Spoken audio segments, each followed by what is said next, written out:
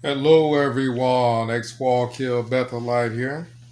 And let's talk a little bit more about the brother at Bethel that I met who was anointed. Now, we all got a good laugh out of the situation that the brother was in. But the more I think about this brother, as far as his personality and as far as his intentions, I don't think this brother was intentionally allowing sloppy, wet, moist farts. I think from the time that I spent with the brother, because he was always studying, dressed, he had a suit jacket on and things like that. It seemed like he was putting forth effort in areas that he knew to put forth effort in. And whatever was going on with his butt, as far as just, it seemed like he always had a bowel movement in his pants. As spiritual as he was, as much on top of his watchtower reading and anything you want to talk to about with the guy, because I didn't have a problem talking to him over the phone. Could have a nice phone discussion. I could talk to him before a watchtower study and come up with a million different thoughts, and then I get to the watchtower study for that Sunday and raise my hand and comment and sound like the most astronomical spiritual person in the world, just based off having the conversation with the guy and the stuff that he came up with and thought of. So it sounds like he put forth a lot of effort to do what he knew to do, but he did not know what was going on with why at random it was like a eruption of bowel movement comes from his behind. The interesting thing about the whole situation is he had been at Bethel for too long for people to have not known about this. For his, let's say, table head to not kind of sit him aside and say, brother, we're going to help you out with this situation here. Somebody, his roommate, somebody could have helped him out. From my understanding, him and his roommate didn't get along too well. And most of the hearsay, the funny things that kind of went around Bethel about the guy, I think some of that came from his roommate. Like he would have these little accidents and things like that where he crapped himself and stuff like that, and his roommate just go around telling everybody. The whole concept is that Bethel is just not a loving place. This is not necessarily a loving place. This is more of a place that people apply for, and because Watchtower says it's a good place to go, or because they want prominence, right? Those are some of the reasons why. They think about the situation with my car, right? Okay, so we've got this brother, for example. Nobody tried to help him out. Can you imagine how embarrassed he had to have been? There was something in as far as something going on with him where he did not know how to handle that situation. Right? I don't know what it was. I don't know if it was stomach issues or what. He didn't know how to handle that situation. So every time that happened, he had to have been embarrassed. He had to have been embarrassed over and over and over and over again in a number of situations. So it would make sense that somebody would, instead of just allowing the guy to just be embarrassed all the time, somebody would set him aside, pull him aside, and say, hey, I notice you may have, stomach issue or something like that. Is it something that we can help you with? This does not strike me as a type of brother who would have told them no if somebody would have tried to help him. I think he was studying, trying to dress in suits at Bethel and doing everything else that he knew to do, right? Sometimes people need help to work on things that they don't know to do, right? I don't know his family background. He may, he may have came from a family where they just were neglectful and never helped him out with that situation. Somehow he made it to Bethel, defecating on everybody, right? So I don't think it was a loving thing to allow him to continue to have this same problem. I mean, my lands, I got to Bethel and hung out with him like 3 times.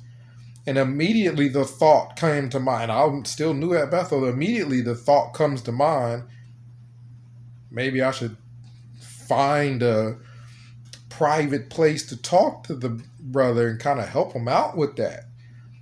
Instead of just allowing him to just walk around embarrassing himself.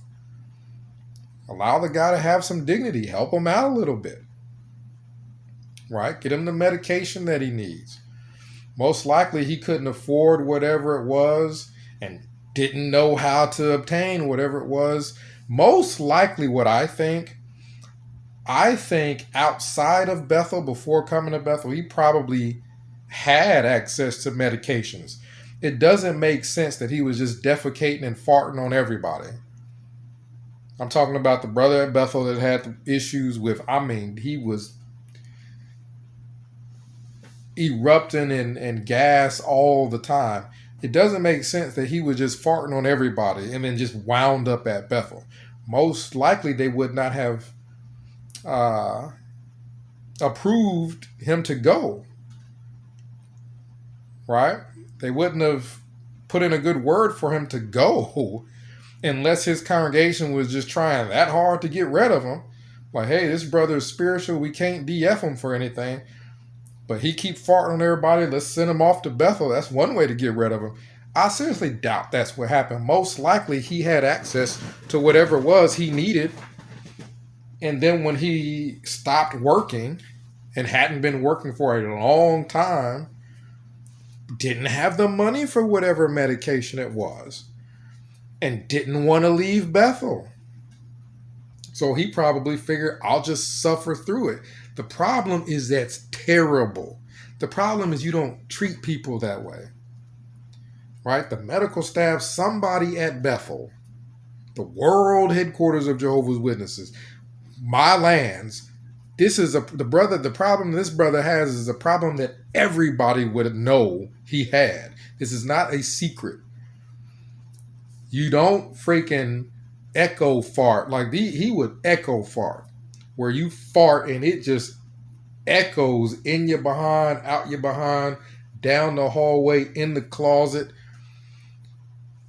This is not a situation nobody knew about. They knew about it. They would just laugh at him and or just stay away from him. Right? This is not a loving organization. It's just like the people the Jehovah's Witnesses who are able to shun a person at the drop of a hat. Like they go to a meeting, somebody gets up on the platform and says such and such is disfellowship, and they just never talk to them again. It's just that easy for them to just stop talking to people. It's because this is not a loving organization. What they're doing for prominence. They like the title Jehovah's Witness. They like the title pioneer. They like the title elder. They like the title Bethelite. Right? But when it comes to showing actual love as far as putting things in action, they're not there. Just like the situation with my car, right? I spent all these years for Watchtower driving my car into the ground, pioneering, and apply for Bethel then drive my car from doing all that pioneering for so long, driving all over the place with my car, then drive my car from Ohio clear to New York, that same car. And then finally, when I start having a problem, the car starts having issues. I mean, what does Bethel expect me to just park the car somewhere and just put it up on bricks? Like, what in the world? They have an auto shop there at Bethel, and nobody would help me with the car. I think the only thing that was needed was like an alternator, right? And I had to literally, physically work on my car by myself because no one would help. I would have to, morning worship is early as it is. I would get up before morning worship to go out and work on my car, try to rush back to the room and wash my hands and everything because I got oil on my hands and whatnot, and try to rush all the way back to morning worship. That's a long walk because I was in the C-res, and the C-res ain't necessarily next to the dining room, let alone having to walk to my car to go work on it. Like, there are so many different examples that blatantly show that Jehovah's Witnesses, a lot of them are there for the show. It's not that they're loving necessarily, not as a whole. We had the situation that I told you about in regards to having to pay for rides back and forth from Bethel to your meetings. And then what happens when you don't have money, don't have cash on you to hand the person who drove you from Bethel to the Kingdom Hall, where they were going anyway? Well, there was a situation where one of the brothers that came in there with me, New Bethelite, they came in with me. When it was time to hand the money up to the driver, he didn't have any money. And man, it did not go over well. The guy yelled at him and everything. And this is an elder at our old hall, Bethel elder. Short white guy. If you were there at Poughkeepsie, then yeah, you probably know who I'm talking about. Short white guy from Wallkill, Bethel. Yeah, he hopped out the car and jumped down that guy's throat about not having money to give him for the ride to the meeting. Can you imagine anybody, any Jehovah's Witness giving somebody a ride to a meeting, and if they don't have money for gas or what have you, jumping down their throat? Well, this is the type of stuff that happened at Bethel. This is supposedly the heart of the organization, right? Not loving at all.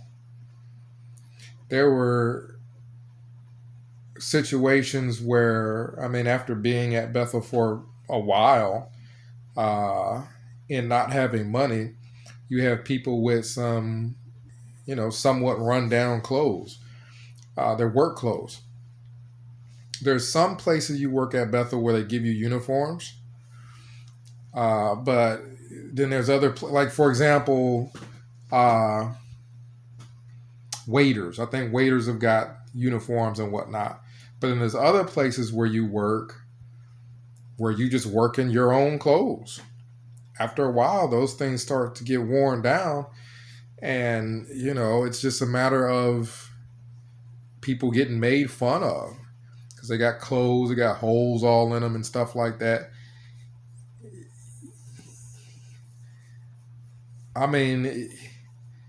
Bethel definitely had its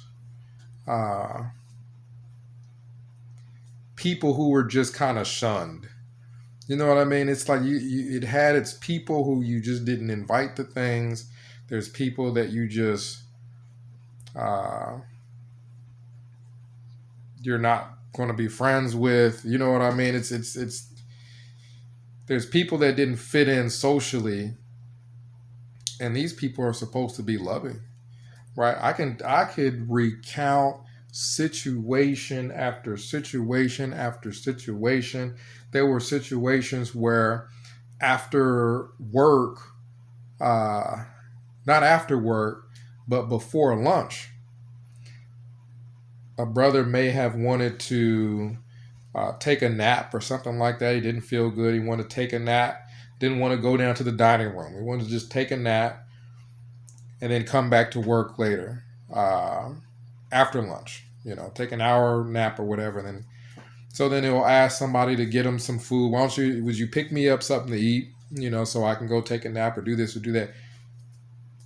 Brother would have to go through the whole department to find somebody to pick them up some food when they went down to the dining room because nobody wanted to do that. You know what I mean? The smallest things. It would be the smallest things. It's my car that Bethel didn't want to help me fix, even though the organization is pretty much the reason why the car was ran into the ground anyway. And they're the ones wanting to use the car so that I can drive from Bethel clear out to East Poughkeepsie. That was pretty far. They're the ones getting the use out of it and getting me to work there for free. And on top of all that, you mean to tell me you're not going to help me work on the car? Even if I pay for the parts, you're still not going to help me work on the car? Like, I messed stuff up trying to install the thing myself. And no, I did not have money to get this thing towed to a regular shop. You know what I mean? Not knowing how much that would cost, and I'm at Bethel. So it's just, Bethel was very unloving, and Jehovah's Witnesses go to the assemblies and just sit there and get lied to. Let me tell you, brothers, these warm, loving experiences from Bethel. And then they just sit there and lie to them about stuff. And the average Jehovah's Witness would never know because the average person had never been to Bethel and never seen all these roommates fighting and just the pure, complete disregard for other people that a lot of people there had. I mean, complete and utter disregard for other people. That's a lot of people had. Could care less that this guy's got this stomach issue or whatever he had. And we'll just keep letting him. He'll just be the laughing stock. He'll just be the person nobody invites to anything. Nobody cared how this guy would feel. Right? Nobody cared about him at all. We'd go down there for morning worship and listen to the text about being loving, and then when that brother walked past, it's to steer clear from him. You know what I mean? He'll let gas right on you. Make sure you close your mouth when you walk past him. You don't want to suck any of that in. Comment down below. Let me know what you think. X Walk Hill Bethelite signing out.